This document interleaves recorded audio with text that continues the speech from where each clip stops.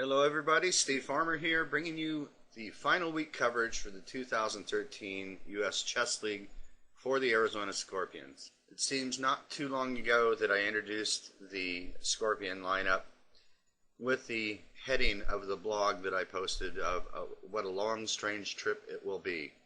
And indeed, that turned out to be the case. During the season, Mac had to go play in the Spice Cup, which means that Arizona had to field a B team at a critical moment when Arizona really needed to score a win. But you got to do what you got to do, and I don't hold anything against Mac for going to play in the Spice Cup. Dude, you got to do what you got to do. Team event, yeah, it's somewhat important. If it was paying more money to play in the league, definitely. You got to take care of number one. As a result, the B team got slaughtered. It was the first 0-4 match that I think Arizona's ever had. And then last week, Arizona was slightly in the picture for the playoffs, and they slaughtered their opponents, the Seattle Sluggers. But unfortunately, we needed LA to lose their match to San Francisco, and that didn't happen. LA won that match, and they secured the second spot in the Pacific Division to enter the playoffs. So, this matchup is between the Los Angeles Vibe and the Arizona Scorpions. And the Vibe, since they have the playoff locked up, didn't field their best team. But neither did Arizona. But the result of last week and with this week will show you that Arizona has a pretty strong team. It's just that they hit a slump, and especially on board 3, they had some really terrible luck. So that's the recap of the season. And that's part of the reason why I call this a family of sorrows. But that's not the only reason I've titled this blog A Family of Sorrows. This match contains not just one Benoni, not two, but 3 Benonis. But the reason I say a family of sorrows is the name Benoni, if I'm not mistaken, means son of sorrow. Our first matchup is going to be between Mackenzie Molnar and Tatev Abrahamian. Tatev is playing board 1, although LA does have some stronger players, but Tatev is no pushover. I believe she finished 3rd in the 2013 Women's U.S. Chess Championship. She's a seasoned veteran of the U.S. Chess League as well. A very good talent. Here she goes against Mac Molnar. Mac starts out with d4, knight f6, c4, e6, knight f3, c5. d5, d6, knight c3, pawn takes, and we have a Benoni with g6 and bishop f4. This is a very popular line these days. I tend to prefer this as white. Even though I don't play this line, this is the more positional line that I don't like to face with black. Now we will see an example of the more popular line with e4 and bishop b5 in our last game. a6 was played, a4, bishop g7, h3, queen e7. e4 is a little more popular than h3, but h3 is good. Always a purposeful move when that bishop can come out to g4. Knight to d2, working on the knight's pirouette or knight's tour variation, getting the knight to c4 and the bishop's already on f4. Very often you'll see a reverse type of situation happen where the bishop stays on c1 and then the knight goes to d2 to c4 and then bishop f4.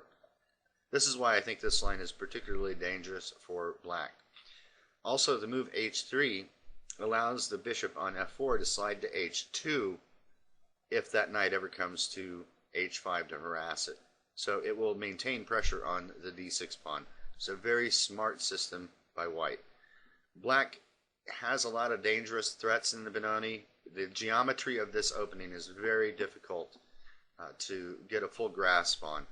This is the most accurate positional line to face a Benoni, in my opinion. Knight bd7, e3, knight e5. This is the plan to get your queenside pieces developed as quick as you can. If you can plant a knight on e5, black usually does not have much trouble. Bishop e2, castles, knight to e8, bishop to h2, f5, rook to e1, and now knight f6. The most typical move here is queen to b3, but Mac comes up with rook to b1. It's a novelty. And we'll see how this plays out. Now, bishop d7 is a good alternative for black here, but she played queen to c7, and now a nice positional move on Mac's part. He plays bishop takes e5. And this is one of the nuances about the Benoni. Let's take this move back real quick here. There's no way to mount any more pressure on the slightly weak d6 pawn that black has there. If you play knight to c4, black can just lop off that knight, and you don't have enough attackers on it. So Mac decides here to trade off his bishop, and after d takes, now he has a passed d pawn, and he still has a nice juicy square for the knight on c4. And he plops right in there. Now Tatev plays e4. Black is already in a tough position. It might have been better to play rook to e8. And then after a5, bishop f8. The idea is to bolster the d6 square so that pawn can't advance. e4 looks like the move. Pawn takes, and now d6. The idea here is after queen c6, a knight to b6, and then after something like rook to b8, now we take on e4. If knight takes e4, well, you could play bishop to f3 and regain the piece, but d7 is a much crunchier move. And after bishop takes d7, queen takes d7, queen takes queen, knight takes queen, hitting the rook, rook b to d8, now bishop c4, this is check, and in this position, if king to g7, white is going to gain a very good, if not decisive, advantage. But on king to h8, it's still a fight. White is preferable, but it's still a fight. Even here with the best line, it looks like black is still coming up a bit short. And this is after quite a few moves, though. But they're logical moves. Again, you could play bishop f3, I suppose. But okay. Tatev did not play that. She played e4. Certainly looks logical. You have the choices of, you know, maybe knight to d7 to e5 type stuff, or even just f4 is in the cards. There's stuff here for black to play for. But Mac keeps it all in check with queen to b3. And now we see the queen is on the same diagonal as the black king, so Tatev didn't like that, and she tucked the king into the corner. Rook e to d1, rook to b8, and now he plays a5. And Tatev plays queen to f7. I think she feels she can hold that pawn, maybe restrict it somehow, but I think she's mistaken. She had to try for some counterplay here with f4. At least that's what I'm thinking. And then say after, if d6 here, queen to f7 now, ef4, bishop e6, rook b to c1, now rook b to d8, and I think that black is in the game. White's a little bit better. So d6 doesn't look right. Knight a4 looks like the right move. And then f3, bishop f1, trades. Now knight to d7, queen c2, queen comes back, queen takes e4. It's possible, I think, here to play knight to e5. And after knight takes, play bishop f5. So the queen can't stay guarding that knight any longer. If queen f4, then bishop takes b1. The rook on f8 is hitting the queen on f4. So queen to c4, bishop takes e5, and rook b to c1. White looks clearly better to me, but black has managed to gain some scope for her pieces. It does seem she has a bit of compensation for the pawn. Still, a pawn is a pawn. So that was her chance for some counterplay there. She plays queen to f7, and after knight a4, saying, go ahead and take my d-pawn. She doesn't. She plays knight to d7. Taking the pawn would be horrible because of knight to d6. And then after queen to here, we can just take here, and we're hitting the queen, and we're going to win that knight. So that would be horrible. She avoids that, plays knight to d7, knight a b6, penetrating into the queen's side. And now probably trading was the best thing to do, but Tatev plays queen to e7, and now d6, queen to f7, and queen to c2. Now Tatev plays f4 here, Rook d8 might have afforded a little bit better defense. And now, here I think Max should play knight takes c8. He played bishop f1. Let's take a look at knight takes bishop. Rook b takes. Bishop g4, pinning the knight. Rook c to d8. Bishop takes d7, queen takes d7, and queen takes e4. Picking up a pawn. And now we only have the heavies where the d7 square is concerned. So that should be favorable for white. Mac played bishop f1. He still keeps that option open. fe3, fe3. Tatev trades on b6 and now plays bishop to e6. Okay, so she's managed to get that bishop out. And it's a good thing because it still keeps the bishop on the board and has a defender of the d7 square, and now both rooks are covering the d8 square. So yeah, this pawn on d6 is a big concern for black. And Matt comes up with a nice move here. He does realize that the bishop on e6 is a critical defender of the d7 square, so he plays bishop c4. Forces the trade of this bishop. And now another critical minor piece is nicked off the board. Rook b d8. He takes the bishop. She recaptures, and now queen takes c5. The win of this pawn is just a consequence of the superior position that white held. Bishop e5 was tried. Now d7, one square away from the goal. Delroy is on the move. Queen to f5. Okay, do you see the threat here? It's actually two of them. Right, one threat is simply bishop h2 check, and then queen takes c5. The other threat is queen f2 and queen to g3, forcing mate. How does Mac deal with this? Just slides his king over. Now queen to g5 was played. I think h5 was probably a better shot, but okay. And now rook to d5 was played. Alright, we're at move 34, and both players are getting a little bit low on time. But there was a better move for Mac here. He could have played knight to c4.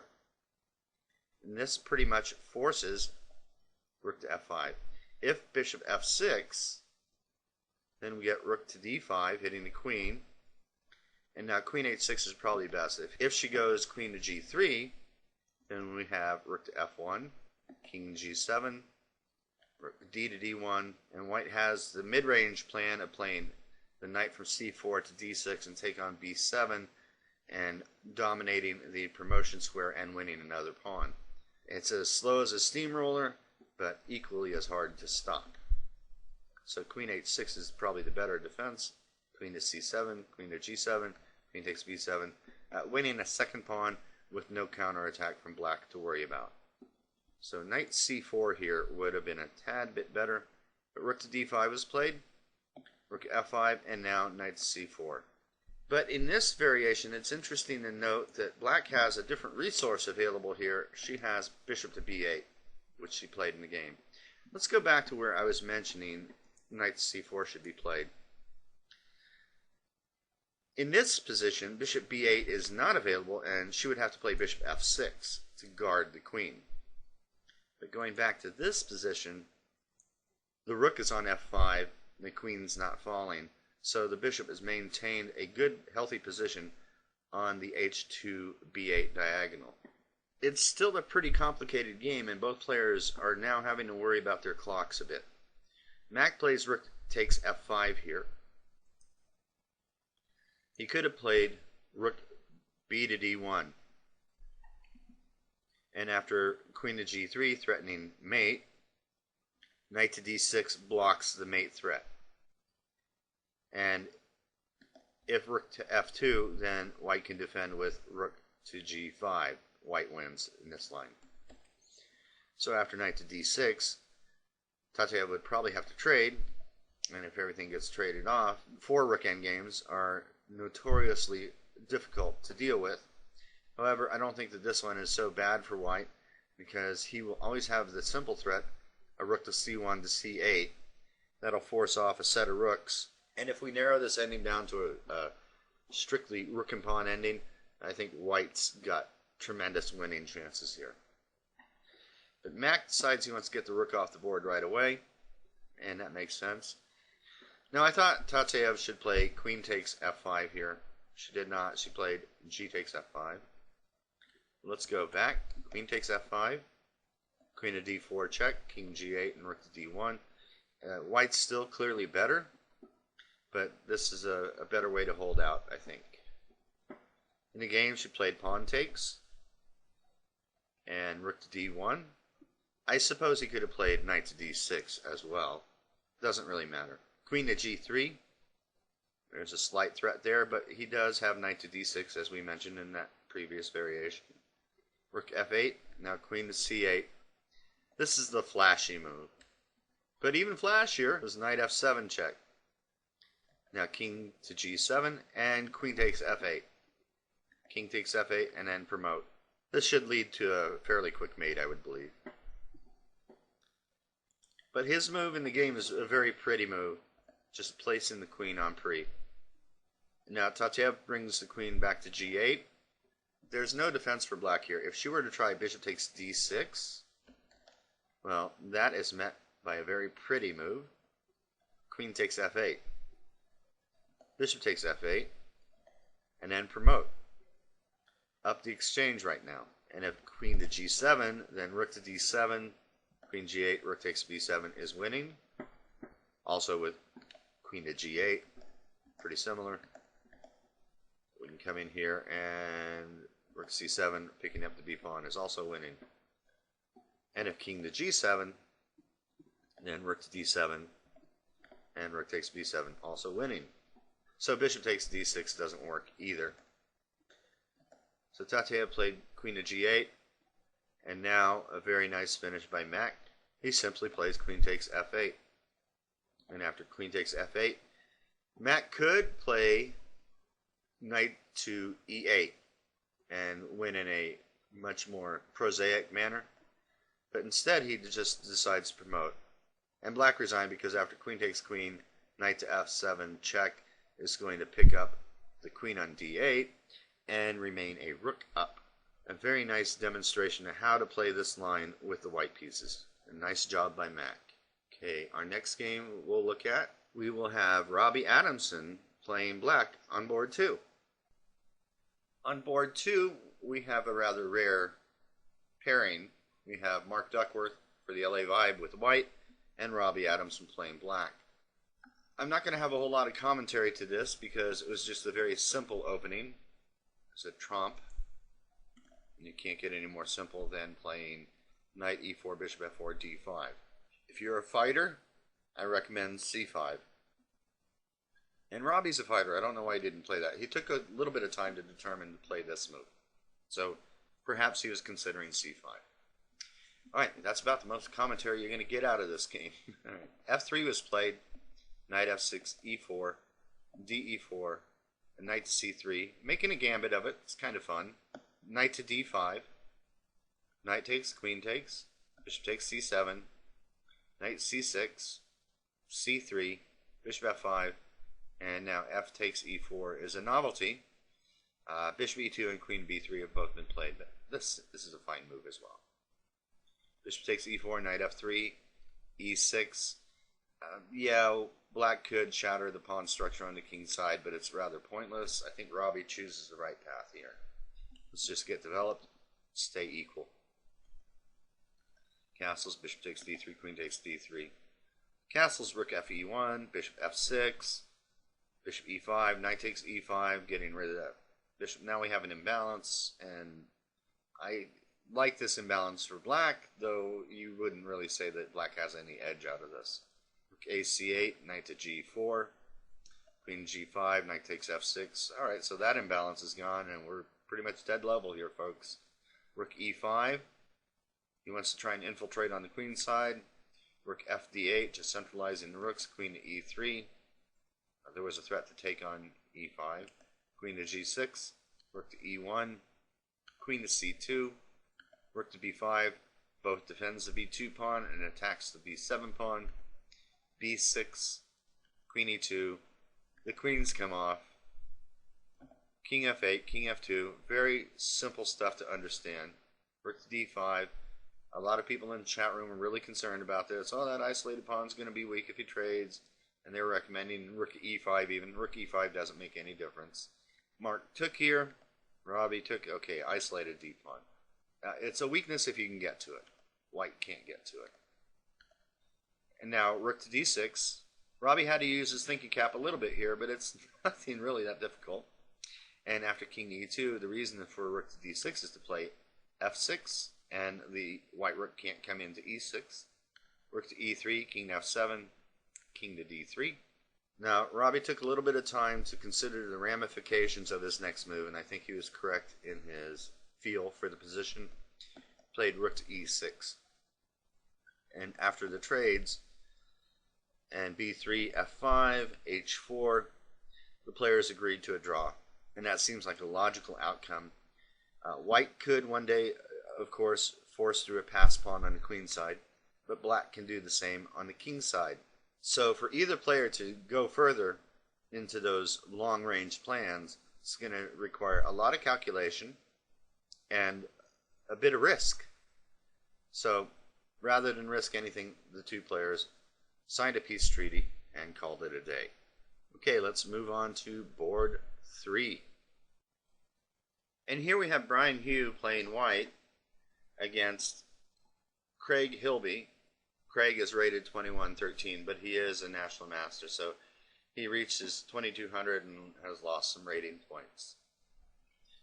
Alright, so Brian starts out with d4, knight f6, knight f3, e6, c4, c5. What? Another Benoni.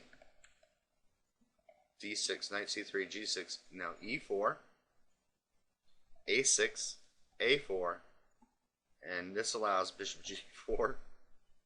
And someone commented, who would allow bishop to g4?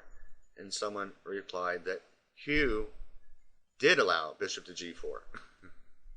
Alright, it's not a big concern to allow bishop g4 for white. It's definitely a different feel than what we got from the Molnar-Abrahamian game. Black is not nearly as restricted with his queen side here. That is the big difference between the two variations. Bishop e2, bishop takes f3, bishop takes f3, bishop g7, castles, castles, bishop f4. Again, the idea of pressurizing the d6 pawn, but there's no longer a knight that can come to c4 to aid in that harassment. Queen to e7, black is just running free and clear here. h6, again, the idea is knight h5, bishop h2 is preserved. Knight bd7, queen to d2. I think that I would have preferred a5 here. Rook fe8, rook fe1, h5. And again, I think a5 is the move.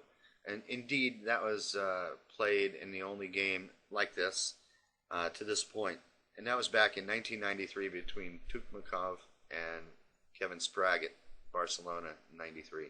Ended up being a draw. But here, Brian comes up with bishop d1. And let's see how this novelty works out. Knight to h7, now a5, h4. Bishop e5 is a solid way to continue for black, by the way.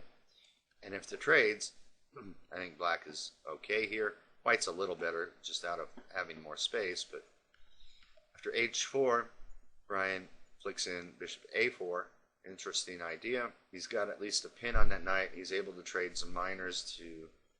I don't know what the gain of that is. Technically, that's the bad bishop for white because the pawn's in the center on the light squares, but I still like the bishop pair. Alright, rook a8, queen to e2, now g5, bishop to d2, and now queen to f6 is a slight inaccuracy. Bishop d4 was a better move, and at this point, I'm starting to like Brian's position. Rook a3 is a nice idea, getting a rook off of that a1 square and off that diagonal. Rook to e7. And now Brian trades for that knight on d7, and I'm not too sure why. Like I said, I like the bishop pair. An alternative that he might have considered is knight to d1 and reroute the knight over to the king side, where it will both have pressure on the king side and the center as well. You know, knight to e3 to g4 or f5, or c4. All good places for that horsey. So white has the time available to make such a move.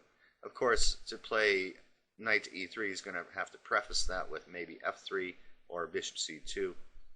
Or maybe bring the rook to f3, chase the queen away, and there's a lot of stuff here for white. But he traded for the knight on d7, and I think black is just dead equal after this. Queen to g4, queen to g6, rook to b3, rook to d8, f4, gf4, bishop takes f4, bishop d4 check. And now, though it may seem counterintuitive, I think that Brian needed to play king to f1 here. This seems especially appropriate to me because the queens are going to come off the board on the next move. So it's quite a safe move. Now, king to h1, which was played in the game, definitely looks like your typical move. But it's amazing how quick black can come crashing through on the king side, and we're going to get to see that here. Queen takes g4, h takes g4. All right, one more soldier has left the h file. Knight f6, another has left the h file, and now we're dealing with threats like king to g7, rook h8, and h3. It can all come pretty quickly. Bishop g5, king to g7, and now Brian plays rook to f1, which is the accurate move. He'd like to play bishop takes h4, but that could land him in a bit of hot water after rook h8, g3, and bishop to f2. Black is starting to look pretty good here. So rook f1 is the correct move, and rook d to e8. And now Brian plays knight to e2, which is a little bit odd to me. He played rook f1, probably from looking at that previous line we had looked at of bishop takes h4. Rook f1 stops all that because there's no bishop f2 at the end of that variation. So bishop takes h4 is the move to play. Okay, a few things he's got to calculate. Well, rook h8 with the idea of g3, bishop takes c3, b takes c3. This is the best move for white. Rook takes c3 will allow knight takes on e4, I believe. Yes, it would. So b takes c3 does not allow rook takes e4 because rook takes b7 would come in. And also we're threatening twice on f6. So after knight takes e4, king to g2, well, this is unclear, but white's got good chances here. Yeah, it's a game. And after bishop h4, if bishop takes c3, well, this makes no sense at all because after rook h8, we have rook to h3. And that knight on f6 is in trouble, and it's pinned to the rook on d7. White's clearly better here. And going back, last thing to look at is capturing right away on e4. Well, we go ahead and make the trade, and then rook takes b7, rook takes g4, and g3. It's a double-edged play here, but I think white's got some good play as well. After knight e2, black should now take on e4. However, it's never easy to gauge in a middle game how an exchange sack is going to work out. But let's take a look. Well, actually, what he played was king to g6. Let's take a look at knight takes e4. We take the rook, he takes back, knight takes d4, cd4, rook f4, knight to c5, rook bf3, d3, rook f1, knight to e4, rook to d1, and d2. Okay, white is up the exchange for a pawn, but I still think I'd prefer to have black here. And after king g6, I think that white could take on h4 here again and hold the advantage. He didn't. He played rook to f5, which is a horrible mistake. Oh, the humanity. Let's pop back and let's take a look at bishop takes h4 here. Of course, black will want to pin it. Rook h3. And now black has to take drastic measures to avoid falling into a totally hopeless position. If he plays bishop to e5 here, a rather elegant move here is rook takes f6, bishop takes, and now knight f4 check, king to g7, now we take here check, and if he takes the bishop, we take the rook on h8. white will emerge a piece up out of this.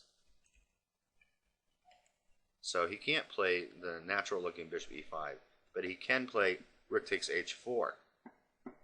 Rook takes rook, and then bishop takes b2.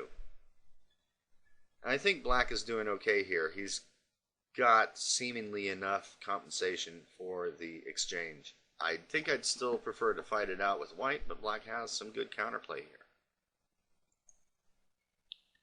Rook f5 was played, and the problem with this move is rook takes e4. This is just a killer move. A lot of things are happening here that are good for black. The knight on e2 is threatened. The pawn on g4 is threatened.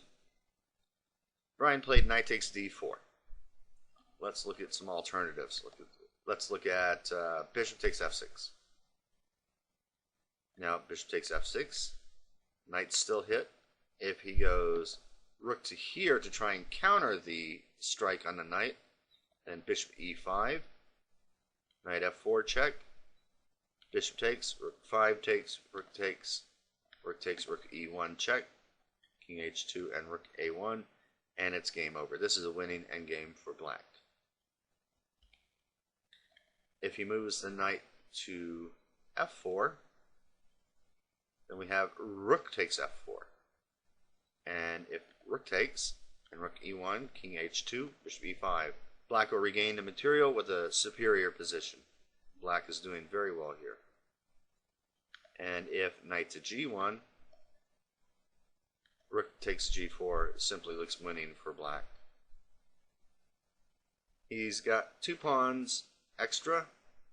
He's got a lot of open files and a nice open diagonal to choose from e5 or d4. Just a very overwhelming position for black. Brian played knight takes d4 as I mentioned, and now knight takes g4. And the point here is if bishop takes h4, feeling that the rook is protected, well, rook to e1 check. And then bishop takes, rook takes. It's only got one move, and then that's mate. So bishop takes h4 here is definitely not playable. After knight takes g4, rook f1 was played. Rook takes d4, bishop takes h4, knight to e3, rook f6, check, king moves back, bishop to g5, and now rook to d1, check. At this point, Brian resigned, and the reason is after king h2, knight g4 comes in and picks up the rook. So a nice game by Craig, but Brian gave him the opportunities. It's rather unfortunate. I had looked for Brian to do better this year, and he is a good player, and I hope he comes back next year. I hope he's invited back, and I hope he comes back. Same with Ben. Good player, and I think they're able to score some points. I think it's probably just like first year jitters or something playing for the Scorpions. It's not easy when you get on and you realize that you got hundreds of people watching your games. It's kind of a pressure that most chess players don't have to deal with. Alright, so the match is all knotted up right now. We have a win on board 1, a draw on 2, and a loss here for Arizona on 3. And it's not over yet, folks. We have Amanda Mateer coming up next on board 4. In this one, we have Nikki Korba playing white for LA. He's rated 2084, going up against Amanda. And then we get to see a Benoni from the dark side. The third Benoni of the match. That's amazing. Now f4. And this is such a treat for me. I used to play the Benoni all the time. All the time. That and the King's Indian. Yeah, I might take up the Benoni again. It's a fun opening. If you're going for a fight, and it seems very appropriate for a Swiss tournament. Round robins where you're playing the guy a couple times, I don't know. It's still playable there even. But it's definitely a good weapon for a Swiss tournament. Okay, so Nikki plays f4 here. And this is a very popular line among lower rated players. You know, it gets up to the higher rated players as well, but it's really popular around the maybe down as low as A to the master level. Still, As black, I don't think it is as difficult as white feels it is. And now bishop g7 is the natural move for black here, and bishop to b5 check.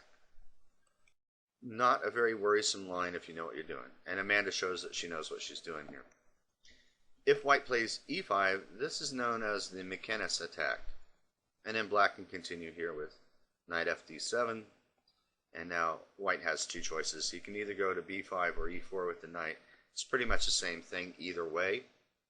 Now you take here, goes check, king e7, knight takes c8, check, queen takes c8, knight f3. And most often seen here, folks, I want to give you a little bit of my opening preparation. Most often seen here is e4, or maybe rook to e8. But a move I looked at a long time ago, and I looked at this line, this bishop b5 check line, because it was giving me fits. Now, this analysis is about 20 years old, and that's why it was kind of nice to actually look at it with a computer aiding my analysis. I had found a move rook to d8 a long time ago. Never got a chance to play it after I found it, and I pretty much forgot about it until I saw this position. And it turns out that this is actually a pretty good little move for black. The idea is you clear out the back rank for the king to come to f8 and g8 and castle by hand, and you're also putting pressure on the d pawn right away. So feel free to take a look at this and take it further in your preparation to handle the e5 McKenna's line. Not a big worry for black in my opinion. Bishop b5 check. This is a much more topical line, especially at this rating level. Now Amanda plays the right move. She plays knight f to d7. Now a4. And Amanda plays queen to h4. And a lot of people are playing this these days. I don't know. I think it's a matter of taste when it comes to the openings. Now, I'll explain the point behind queen h4 check in a moment. My personal preference is to play castles here. And after knight f3, knight a6. Now, the idea is we're going to get our queenside developed as quick as we can, because that's what black is going to have trouble with in this line, while maintaining a solid lock on the e5 square, not really letting white push over there. And after castles, we play knight to b4. Okay, you look at this knight, you go, well, it's not much better there than it is on b8. Well, it is better on b4. For one, it's not going to get chased out so easily. Two, it covers some very interesting squares here, c2 and d3. You know, both the bishop and queen would like to use those squares, but it can't with the knight sitting here. So it has a bit of prophylaxis to it as well. The other thing is the knights are not tripping over each other trying to get developed. So black can go on with regular, normal development plans here.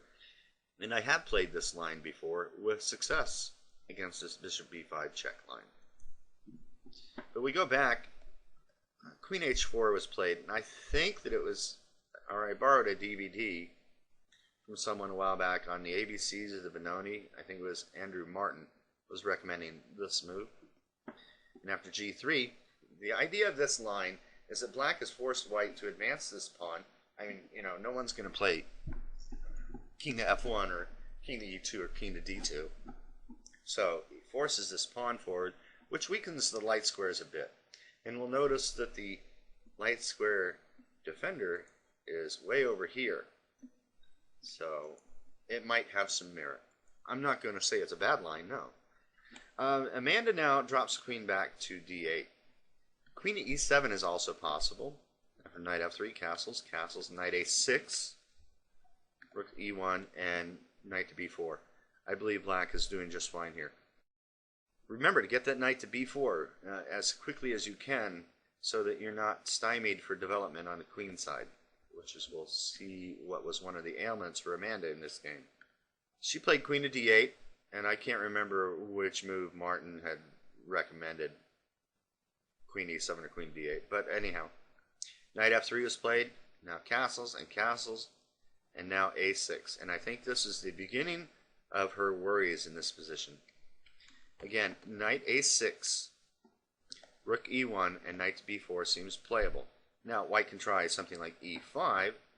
I have also had this position on the board myself. In my game, I remember playing a6. And again, this is like 18 years ago or something like that. And I was rudely met by a very vicious push with e6. Going back now and looking at it, thank God these guys played this. I may never have opened this stuff up again and looked at it with a computer, but you know, Benoni's looking pretty viable. And Houdini found knight to b8. Kind of an ironic looking move, isn't it? But maybe it's not so weird after all. The bishop is now aiding in the defense of the e6 square, so pushes on e6 are kind of questionable. And then if he pushes e6 and we take and he takes with the pawn, then the c square comes available to either black knight, drastically freeing up his play. This move, I think, definitely has to have some more testing done to it. I think black is okay. I really do. But as I mentioned, in my game, a6 was played, and then e6 came in. Alright, so I took the bishop, and I was expecting e takes d7 and bishop takes, and I thought I was just fine after this. Indeed, it looks like black is fine. But I was very surprised when he played e7. I played queen to b6, and now he played e takes f8, promoting the queen with check. And after I took here, it's hard to explain how this position is. I ended up winning, and it was against a higher rated opponent. I can't remember the rest of the game. It's really, you know, my writing when I get in time pressure is really horrible. And I didn't have it in PGN. At least I don't think I do. What I did not realize, though, is if we go back a couple moves, is if instead of pawn takes rook, as in the game, if he played e8, promoting to a queen, things are a bit different. I think that white is coming out on top of this, because if we take, he takes with check, then we have to drop something back here. I think this bishop's got to be the move, right? And now a5, and to hang on to the pawn, you got to go queen to a6, and then I think after knight e4, yeah, I think white is just getting all sorts of pressure here. I think white's clearly better in this position. At least that's how I'd assess it. Okay, so yeah, it was an interesting line. Amanda, though, played a6. I think still knight a6 is the way to go. Get that knight out of there. Again, let's look at that line just to keep our memory fresh on it. Knight a6, rook e1, knight b4, e5. Very dangerous line. But now, we got to remember knight to b8. And I think black is okay here. Don't go in for the complications I fell for. Alright, so a6 was played, bishop c4. The problem here for black, as we can see, is the knight on b8. It's stepping on the toes of the other knight. Now you can start to see why knight to a6 and knight to b4 is a pretty good idea. We're going to find that black's queenside stays a problem child for a long time. Knight to b6, bishop d3, and bishop to g4. One of the other nice points about the queen h4 check line is that this bishop on g4 is not easily chased away. a5, knight to c8, queen to b3. Rook to e1 had been seen before, and after knight d7, h3, bishop takes f3, queen takes. Rook to e8 should be played here. And I think white is just a tiny bit better. And the game we're looking at is Anderson, who is an expert, versus Eriksson, who is only an A player. It's the only one I have of this position. So there's quite a few errors in this game. Rook to e8 is what should be played, but b5 was played, a b6. And now knight c takes b6 to connect the rooks as quick as possible should be played. But in that game, queen takes b6 was played. King g2, knight e7, rook e2. White's a bit better. Black missed some good moves to get equality. White went on to win this, but they're lower rated players, so let's not concern ourselves too much with it. Queen to b3 was played by Nikki, and now queen to c7, knight to d2, knight to d7. I thought that flicking in bishop h3 first was the thing to do, and after rook d1, then knight to d7. We'll see why in a moment, because after Amanda's move, knight to d7, Nikki plays king to g2. Alright, that bishop is in a bit of hot water now. And now the knight on d7 is not giving that bishop any place to go. So she tries knight f6. I think she had to try bishop h5, and white is just clearly better there. Alright, knight f6, f5, and queen to e7. Okay. Her position is already holding little promise for her, but maybe she should have tried b5, a b6, knight takes b6, h3, bishop h5, g4, knight takes, pawn takes, bishop takes, rook takes a6, and white is definitely got the better position here. It's a piece for one pawn, so black is in some hot water over that. But black has a little bit of compensation here. Amanda realized that objective criticism of a certain variation is not going to be enough. She needs to be subjective. She needs to feel the pain and the worries that her opponent will have. So she tries to complicate the game as much as possible, which is really what you have to do when you find yourself in a bad position. And Amanda really showed her knowledge of this aspect of the game this year. I think she had 3 wins, 2 or 3 wins in games where she should have been lost or she was struggling to be equal. Okay, so h3 is played here. And again, objectively, probably bishop h5 is the move. But Amanda played g takes f5. And there's 2 aspects to playing chess like this. First of all, you take the pressure off yourself entirely. If you say, I'm lost if I don't do this, all of a sudden you're going to see all these funny little ideas pop up. The second thing is that your opponent is going to be looking for the objectively the best move, and when he spends so much time calculating your best move and you throw something that is second best, third best, or even fourth best, he's going to be caught off guard and have to recalculate everything again. So on every move you want to try and throw a new idea at him if possible. This will get him to eat up more time on the clock. Alright, so black is dead lost here. There is no doubt about it. But white has to win the game still. Alright, so here he plays pawn takes g4, knight takes g4, and now knight to c4 should have been played. The prominent feature of this move is that it defends the f4 square. Nikki didn't play that, and Amanda plopped right in on that f4 square, denuding Nikki's king. Knight f3 was played. Oh, by the way, g takes f4 would be a pretty bad mistake because queen h4, and boom goes the dynamite. White is lost. If knight to d1, you don't play queen takes e1, which will win material. For example, boom, goes here, and then we go here, and black is up a rook and a pawn for a piece, but white is getting some play. Now instead you go queen to h2, king h3, and now f5. And black has many, many threats here. Knight to e5 is possible in some lines. F takes e4 is a threat.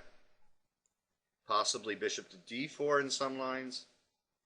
But right now queen to h3 seems to be the biggest threat to deal with. Yeah, I think that white is lost here. Nikki didn't like the looks of any of that, so he played knight f3. Pawn takes, king takes. Now there's no pawns around the white king. Yeah, white should still be winning here. But even back here, he could play knight to e2, and I think that was a better try. So white makes a tiny little slip, but he's still winning. Knight to e5. Nice place for the knight. White agrees and says you can't have that knight there. And bishop takes e5. Nice place for the bishop. Okay, when Amanda was about to lose a bishop on the g4 square a while back, the computer was evaluating it at something like +4 pawns for white. Through a few inaccuracies by white, that's now down to 2 pawns advantage. A 2.08 edge for white. Still a winning advantage for white, but he's got to win the game. King to f2 was played, king h8, king e2, rook to g8. And now the idea is simple. It's just like the brave knights from Monty Python's The Holy Grail when they're going up to face the killer rabbit with the big, nasty, sharp, pointy teeth. The idea is to run away. Run away! Now, rook to b8. And you gotta love Amanda's moxie. This is technically not the best move here because white could just play bishop takes a6. No harm in it. But Nicky's so short a time. Does he have the time on the board to play a move like bishop takes a6 and allow the black pieces to start coming in? No, he was a little too worried about that. So he played queen to c2. Queen h4. You got to get into the king as quick as you can. Bishop e3, knight e7, queen to d2. And white pretty much has the setup that he wants. He's going to find safety in the shelter of his pieces if he can get his king to c2. But Amanda will not let him rest and plays b5. Okay, for Nicky to maintain an edge, he's really got to take this. Otherwise, black is going to knot up the queen side, restrict the white pieces, and come fairly close to getting equal. Right now, the only move that really maintains a decisive edge is a takes b6. So he took, and Amanda took, and he took on a6, which is proper. Amanda played rook to b3, queen to c2, and rook a to b8. It just seems that the Benoni offers a great deal of flexibility, not just in the opening, but in the middle game and heading into the end game, as we'll see. Alright, so rook to g1 was played here, and now knight to g6. Blocks off that file, so her king is safe, and it threatens to bring the knight into f4 in some lines. Black is a piece down for a pawn. White should be able to win with bishop c1 here or something. But Nicky wanted to find his king further shelter on the queen side and played king to c1. And this turns out to be a critical error. And Amanda finds the right path. She plays queen to h3. Well, rook takes b2 is also possible, if you want to take a look at that. But queen h3 is probably the most direct move. Now the bishop and the rook are hit. So rook to e1 has to be played. And now queen to g3 was played. And I don't think that's the best move. Although, Amanda's a little short in time too. So, it's not surprising that she missed taking on b2 right away. But we can take a look at it. Queen takes b2, rook takes b2, king takes b2. Now queen to g3, and if rook to e2, we have a bit of geometry that falls into the Benoni in the opening that we can now use in the endgame. And that is the move c4. Very nice move. And the idea is that you're going to draw this bishop off the d3 square so that you can have lateral pressure on the knight on c3. And let's see how that works out. Of course, you can throw in a check first, and this doesn't make much of a difference. King to g7, bishop takes c4, and we're going to get into similar lines. So let's just look at the main line, which is bishop takes c4 right away. Knight f4. Now, the idea is if bishop takes f4, queen takes c3, king to b1, queen to b4 check, is going to pick up the bishop on c4 with check. And when that happens, the rooks will be forked. Okay, in the rook h8 line, it's a little bit different. And we'll pop over there because the rook is on h8 in this line. Queen takes c3, king to b1, queen to b4. And you got to love the geometry. Black is going to pick up the bishop, and the bishop on f4 is hanging as well. So yeah, it's pretty bad. So in our line without rook to h8, we can see he's going to lose the exchange as well. Or we can see he'll lose the bishop and one of the rooks. So back here, after knight f4, bishop to d2, defending the knight has to be tried. And now we just pick off the rook. And after bishop takes e2, h5, king c2, h4, rook a7, queen f2, black has very excellent winning chances here. It's going to be hard to stop that pawn without giving up some material. Definitely would rather have black. So that's c4. It's a move that you see in the Benoni earlier in the game in the opening. But here it is, playing a vital role in the endgame. Pretty interesting, I thought. Amanda played queen to g3, which is one of the key moves in that line. And now queen f2 should be played. Nikki played rook to e2. Just to show you, white is still winning after queen f2. Queen takes, bishop takes, rook takes b2, knight to d1. Holds everything together. White is clearly better at 2 winning here. Black has managed to get 2 pawns for the piece. That gives her some hope, but I think that white should still pull this out. But instead of queen f2, facing time pressure, Nikki thought that rook e2 was quite safe. But now comes a nice clean move. Bishop takes c3 probably would work as well. But knight f4 I really liked. This is just a very clean move. And after bishop takes, and it's all over now. White is lost. King to b1, and now we play rook takes b2 check. Queen pretty much has to take, and now we can take the bishop with an in-between check. King to a1, rook takes b2, rook a8 check, king to g7, king takes b2, bishop e5, pin and win. Now rook c2 would protect the knight, but it loses all the pawns, so that's useless. Rook g2 check, king e8, rook c2. And Amanda actually had a different way to play this. She could have played queen to b5 check and win a piece, but she went for the line that we just looked at of winning the pawns. Just real quick, let's look at that. So the idea is check here, and now king to c1, we have bishop f4, and he'll have to give up an exchange and probably the piece later on as well. King d1, queen f1 is checkmate. So if king to a1, then queen to b3 here is going to end up snaring the piece. So Amanda went for the 2 pawns, which is just as well. Rook g8, queen b7 check, king c1, queen f3. And fortunately, the bishop on e5 covers a pretty critical square on h2. Otherwise, white could get in a mate move, but that's not going to happen. d5. Rook to e8, queen g3. Now they're gaining some more time on the clock, but unfortunately it's too late for Nikki here. These moves are coming rather quickly, but there's no way for white to claw his way back into the game. Rook h2, king over. Rook g2, king over. Rook h2, c4. The idea is if rook takes h7, queen to e2 is going to win the knight. Rook h5 check, king e6, rook h6, f6. Rook has to come back, save the knight. Queen to b6. And now Nikki plays king to a3.